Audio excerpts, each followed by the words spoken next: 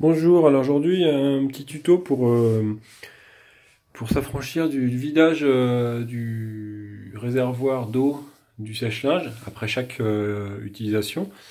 En fait on voit, bon là c'est la vue de l'arrière du sèche-linge. Il y a ce gros bac qui est l'endroit où l'eau de séchage est récupérée.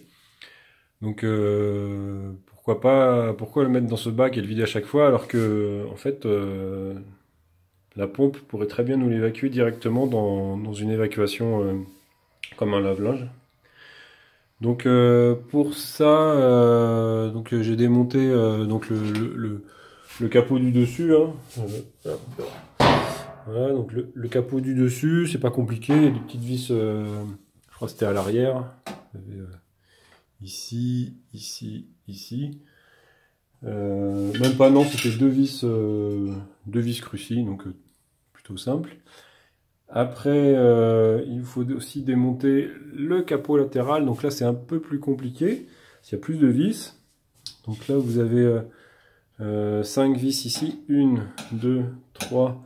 Deux vis un peu plus longues, les deux du bas.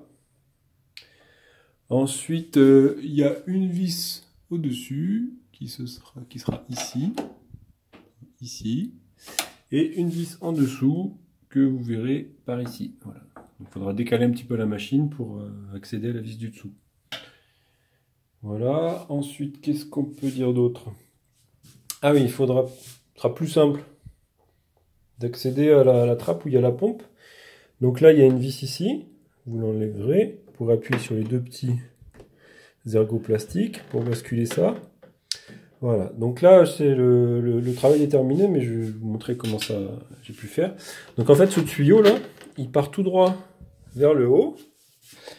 Il passait à l'origine, il passait le long là dans des clips. Voilà, il était clipsé là-dedans, là-dedans, etc. Et il passait là, ici, pour ressortir et venir se brancher sur ce petit truc en plastique. Donc pour le dégager, j'ai dû enlever un peu la vis qui traînait, ici, parce que ça m'a donné un peu de mou.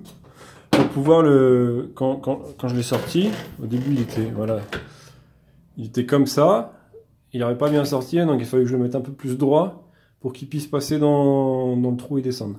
Voilà. Donc là vous le descendez et vous le faites ressortir. Voilà, donc là il descendait, je le fais ressortir par le trou qui est ici. Voilà, et donc quand ma pompe va envoyer de l'eau, plutôt que de l'envoyer dans le réservoir qui est tout en haut, elle l'enverra au bout de ce tuyau que je vais mettre dans une évacuation d'eau classique. Voilà. Bon, bah, il n'y a plus qu'à remonter. Alors, ça prend pas très longtemps. Hein. Bon, si vous faites ça à longueur de journée, vous en avez pour 3 minutes. Si c'est la première fois, prenez un quart d'heure. Puis ça devrait bien se passer. Voilà, bah, bon courage et j'espère que ça vous sera utile. À bientôt, au revoir.